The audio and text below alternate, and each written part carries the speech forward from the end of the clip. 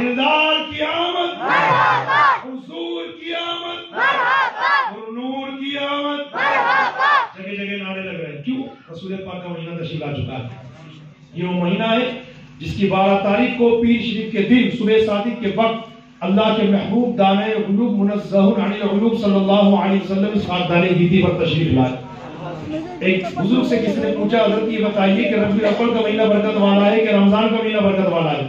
آپ نے فرمایا دونوں مہینے برکت والے. اس نے پوچھا حضرت پھر بھی کوئی ڈفرینس تو ہوگا، دونوں کے درمیان کوئی انتر تو ہوگا نا، فرق تو بتائیے. کہا بیٹا سن، ربیع الاول کا مہینہ بھی برکت والا ہے، رمضان کا مہینہ بھی برکت والا ہے، لیکن دونوں میں ڈفرینس یہ ہے کہ رمضان میں قرآن آیا، اس مہینے میں صاحب قرآن آیا. اس مہینے میں صاحب قرآن آیا. وہ تشریف لائے اس مہینے میں جن کے بارے میں اعلیٰ حضرت کہتے ہیں وہ جو نہ تھے تو کچھ نہ تھا، وہ جو نہ ہو تو کچھ نہ ہو، جان ہے وہ جہان کی، جان ہے تو جہان ہے. ہاں ہاں، اس مبارک مہینے میں وہ نبی تشریف لائے جن کے صدقے میں جناب آدم علیہ السلام کو صفی اللہ بنایا گیا، جن کے صدقے میں جناب نوح کو نجی اللہ بنایا گیا، جن کے صدقے میں جناب موسیٰ کو کلیم اللہ بنایا گیا، جن کے صدقے میں جناب عیسیٰ کو روح اللہ بنایا گیا، جن کے صدقے میں جناب ابراہیم کو خلیل اللہ بنایا گیا، جن کے صدقے میں جناب اسماعیل کو ذبیح اللہ بنایا گیا. ارے جن کے بارے میں میرے اللہ نے فرمایا لولا کلمہ خلقت الافلاک، لولا کلمہ خلقت الارضین، لولا کلمہ خلقت الدنیا. محبوب اگر آپ کو پیدا نہ کرتا تو میں آسمانوں کو بھی پیدا نہ کرتا. محبوب اگر آپ کو پیدا نہ کرتا تو میں زمینوں کو پیدا نہ کرتا. بلکہ میرے محبوب اگر آپ کو پیدا کرنا مقصد نہیں ہوتا تو میں دنیا کو ہی پیدا نہ کرتا. بلکہ اس سے بڑھ کر کے لیکن اپنے بات فرمائی، ارشاد فرماتا میرے محبوب اگر آپ کو پیدا کرنا مقصود نہ ہوتا نا تو میں اپنا رب ہونا بھی ظاہر نہیں کرتا. پوائنٹ کی بات سنیے گا. اللہ نے اپنے حبیب کو ربیع الاول کے مہینے میں پیدا فرمایا، رمضان میں نہیں. یا اللہ اپنے حبیب کو رمضان میں پیدا کر دیتا. شہر رمضان الذی انزل فیہ القرآن، رمضان کا مہینہ سارے مہینوں میں سب سے برکت والا ہے نا، تو سید الشہور میں سید الانبیاء آتے تو کیا فرق پڑ جاتا میرے مولا؟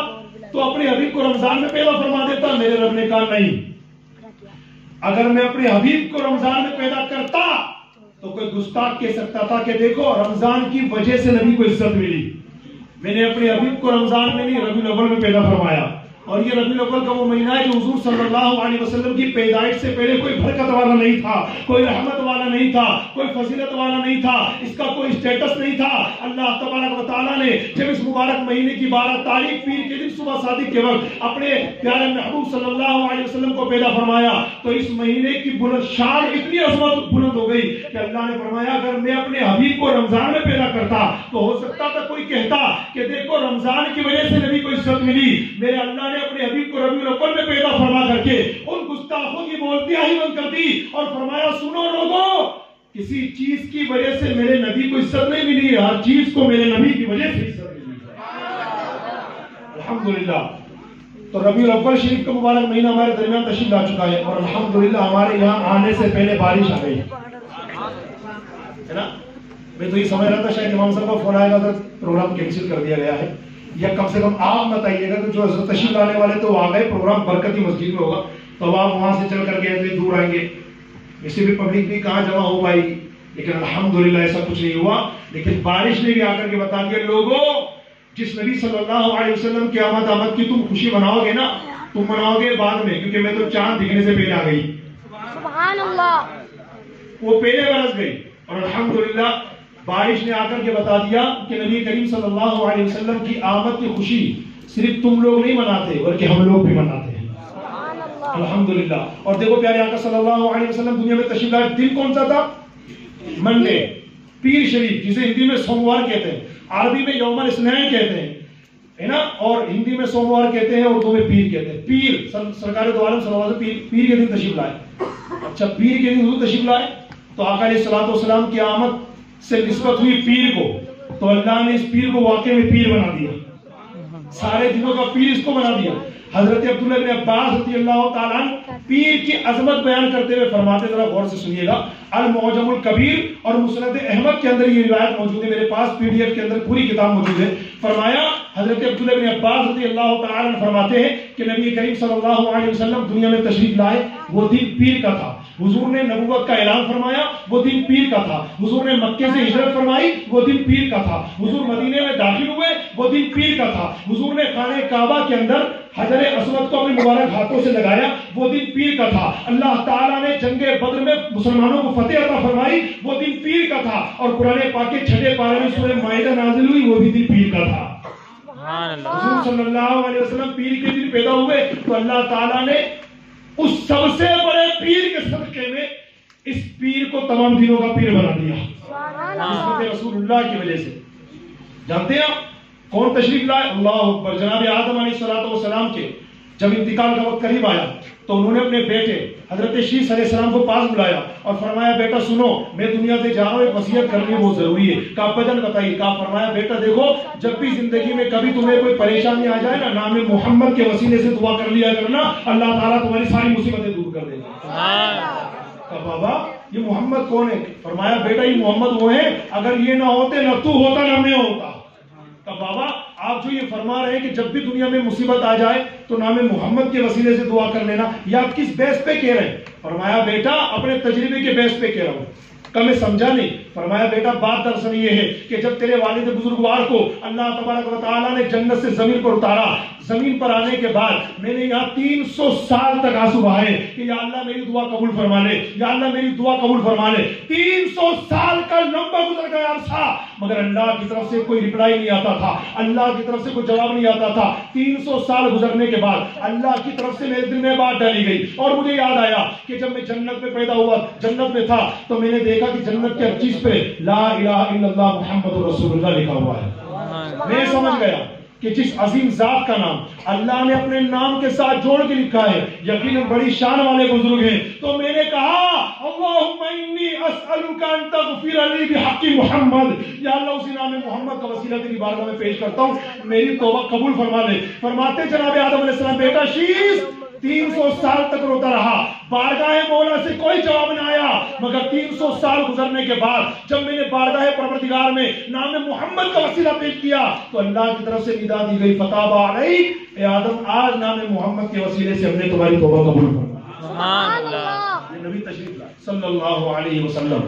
ہم کتنے خوش نصیب ہیں کہ اللہ تعالیٰ نے ہمیں یہ دن دکھایا الحمدللہ۔ اگرچہ اس دھرتی کے اوپر ایسے بھی لوگ آپ کو ملیں گے جو اپنے گھر میں بچہ پیدا ہو جائے تو لڈو بانٹیں گے، خوشیاں منائیں گے، مگر جب نبی پاک صلی اللہ علیہ وسلم کی آمد کی خوشی ہم منائیں گے تو ان کو بدعت یاد آئے گی۔ میں نام نہیں لینا چاہتا اور نہ ہی میں کسی اور طرف جانا چاہتا ہوں، میں تو صرف آپ کا ذہن صاف کرنا چاہتا ہوں۔ ہم خوشی کیوں مناتے ہیں؟ آئیے میں آپ کو ریفرنس دیتا ہوں۔ کس کا ریفرنس دوں گا؟ اللہ کے کلام کا، قرآن مقدس کا، پارہ نمبر 11 سورہ یونس آیت نمبر 58 کے اندر اللہ فرماتا ہے قل بفضل اللہ وبرحمتہ فبذلک فلیفرحوا۔ میں حکم فرما دو میرے بندو، اللہ کی نعمت اور رحمت ملنے پر خوشی مناؤ۔ ایک ایک لفظ کا ترجمہ سن لو۔ قل محبوب تم فرما دو بفضل اللہ، اللہ کے فضل پر، ورحمتہ اور اس کی رحمت پر، قل بفضل اللہ وبرحمتہ فبذلک فلیفرحوا، تو اس پر لوگوں کو چاہیے کہ خوشی منائیں۔ یہ خوشی منانا کس سے بہتر ہے؟ فرمایا ہوا یہ خوشی منانا خیر بہتر ہے مما اس سے جو یجمعون یہ لوگ جمع کرتے ہیں، مطلب ان کے پاس جو پراپرٹی ہے، جو جائیداد ہے، جو بینک بیلنس ہے، جو کچھ دھن دولت جمع کرتے ہیں، اس سارے جمع پونجی اور سارے جمع دھن دولت سے بہتر ہے کہ اللہ کی نعمت اور رحمت پر خوشی منائیں۔ رحمت ملے تو خوشی مناؤ اور رحمت للعالمین ملے تو، نعمت ملے تو خوشی مناؤ اور سب سے بڑی نعمت ملے تو۔ مجھے بتاؤ ایمانداری کے ساتھ اللہ تعالیٰ کی کتنی نعمت ہم کو ملی ہوئی ہے؟ کتنی نعمتیں؟ 1 2 3 4 10 15 20 100 200 کتنی ہے؟ انکاؤنٹیبل، آؤٹ آف کیلکولیشن، انگنت بے شمار۔ خود میرا قرآن کریم میں رب کریم ججمنٹ کرتا ہے وَإِن تَعُدُّوا نِعْمَةَ اللَّهِ لَا تُحْصُوهَا۔ میرے بندو اگر تم ہماری دی ہوئی نعمتوں کی کاؤنٹنگ کرنا چاہو گے تمہاری لائف ختم ہو جائے گی، مگر ہماری نعمتوں کی کاؤنٹنگ ختم نہیں ہوگی۔ اتنی ساری اللہ کی نعمتیں ہیں، اور قسم رب کعبہ کی ان ساری انکاؤنٹیبل نعمتوں میں، ان ساری بے شمار نعمتوں میں جو سب سے بڑی نعمت ہے اسی کو رحمت للعالمین کہتے ہیں۔ سبحان اللہ۔ ہمارے گھر میں بچہ پیدا ہو، شریعت کا کیا حکم ہے؟ عقیقہ کرو۔ یہ عقیقہ کیا ہے؟ بچے کی آمد کی خوشی ہے کہ نہیں ہے؟ اور عقیقہ کرنا چاہیے۔ عقیقے کا حکم کیا؟ سنت رسول اللہ ہے۔ 7ویں دن جب آپ کا بچہ پیدا ہوا نا تو بچے کی پیدائش کے بعد جو 7واں دن آئے گا، اب 7ویں دن عقیقہ کرنا مستحب، اس سے پہلے کر لو تو بھی ہو جاتا ہے، اس کے بعد کرو تو بھی ہو جاتا ہے، مگر 7ویں دن کرو گے تو مستحب پر عمل ہو جائے گا، مطلب زیادہ ثواب ملے گا۔ اب 7واں دن کون سا؟ فار ایگزامپل آپ کا بچہ فرائیڈے کو پیدا ہوا، آپ کا بچہ جمعہ کے دن پیدا ہوا، تو آنے والا تھرسڈے یعنی جمعرات کا جو دن ہوگا وہ 7واں دن ہوگا. آپ کا بچہ تھرسڈے کو پیدا ہوا جمعرات کو، تو آنے والا جو وینسڈے خود کا دن ہوگا نا وہ آپ کے بچے کی پیدائش کا 7واں دن ہوگا. تو 7ویں دن عقیقہ کیجئے، اپنے بچے کے سر کے بال منڈوائیے، اس کو گنجا کروائیے، اس کے سر پر زعفران ملیے، اور جتنے بال اس کے سر سے اترے اس کا وزن کیجئے، جتنا وزن ہو اس کے وزن کے برابر چاندی اور اس کی قیمت اللہ کی راہ میں صدقہ دیجئے. سبحان اللہ. اس کی برکت سے اللہ پاک آپ کے بچوں کو بیماریوں بلاؤں سے محفوظ فرمائے گا. ہمارے گھر میں ہمارا چھوٹا بچہ آ جائے ہم عقیقہ کرتے ہیں، خوشی مناتے ہیں. اور آمینہ کے گھر میں اگر وہ شہزادے تشریف لائے کیا ہم خوشی نہیں منائیں گے؟ سبحان اللہ. اچھا ہم سے ایک سوال لوگ کرتے ہیں، صحابہ کرام نے خوشی منائی تھی کیا؟ صحابہ کرام نے میلاد منایا تھا کیا؟ نہیں منایا تھا نا. تو تم کیا ان سے بڑے عاشق رسول ہو جو میلاد مناتے ہو؟ اگر صحابہ کرام نے نہیں منایا تو تم بھی مت مناؤ. اچھا اگر صحابہ نے نہیں کیا تو ہم بھی نہیں کریں. ہاں مت کرو مت کرو. اگر تم کرو گے اور صحابہ نے نہیں کیا تو ایسا لگے گا جیسے تم ان سے بڑے عاشق رسول ہو، اور ان سے بڑا عاشق رسول پوری کائنات میں کوئی ہے ہی نہیں. بات تو صحیح کہہ رہے ہو یار. اب میرے سوال کا جواب دو. امام بخاری کا نام سنا ہے؟ بخاری شریف وہ کتاب ہے جس کو ہر مکتب فکر کا آدمی مانتا ہے، ہر کینڈیڈیٹ اس کتاب کو مانتا ہے. بخاری شریف وہ کتاب ہے جو صحاح ستہ یعنی بخاری، مسلم، ترمذی، ابو داؤد، ابن ماجہ، سنن نسائی، یہ سب سے معتبر حدیث کی 6 کتابیں ہیں. ان میں بھی سب سے بڑا ٹاپ کلاس کا جو درجہ ہے وہ ہے بخاری شریف کا. بخاری شریف کے اندر 1823 پیجز ہیں اور 7563 حدیثیں ہیں. امام بخاری کا طریقہ معلوم ہے آپ کو؟ امام بخاری رحمۃ اللہ تعالیٰ نے یہ بخاری شریف کے اندر 7563 حدیثیں کیسے جمع کی؟ آپ کا طریقہ یہ تھا، حدیث پاک لکھنے سے پہلے تازہ غسل فرماتے، 2 رکعت نماز پڑھتے، اس کے بعد ادب سے بیٹھتے، ایک حدیث لکھتے، ایک حدیث لکھ چکے ہو جاتے، پھر جاتے تازہ غسل کرتے، پھر 2 رکعت نماز پڑھتے، پھر آتے دوسری حدیث لکھتے، پھر جاتے تازہ غسل کرتے، 2 رکعت نماز پڑھتے اور تیسری حدیث لکھتے، پھر جاتے تازہ غسل کرتے. یہ امام بخاری کا طریقہ ہے.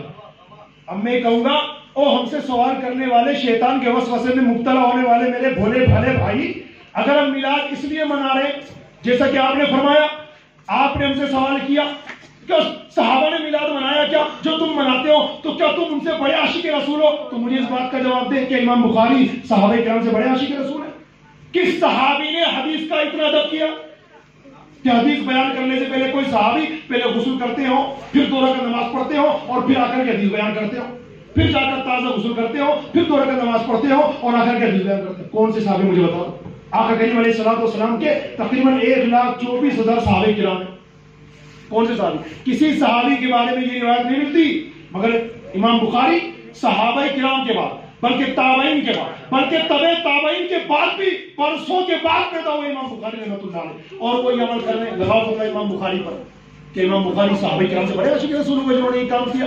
پتا چلا کہ جو کام صحابہ نے نہیں کیا ہم اگر وہ کام کر رہے ہیں تو اس سے ہم لوگ گنہگار نہیں ہوں گے. صرف یہ دیکھنا پڑے گا کہ وہ کام جو ہم کر رہے ہیں یہ شریعت کے خلاف ہے، شریعت کے مطابق ہے. اگر شریعت کے مطابق ہے تو ویری رائٹ، اور شریعت کے خلاف ہے تو ویری رانگ. میری بات سمجھنے کے لیے اگر ابھی بات سمجھ میں نہیں آئی تو ایک مثال اور لیجیے. حضرت امام مالک کا نام سنا ہے آپ نے؟ اپنی زندگی کا آخری حصہ انہوں نے مدینہ منورہ میں گزارا. امام مالک رحمۃ اللہ تعالی کا یہ طریقہ مبارکہ تھا کہ آپ مدینے کی گلیوں میں پیدل ننگے پیر چلا کرتے تھے.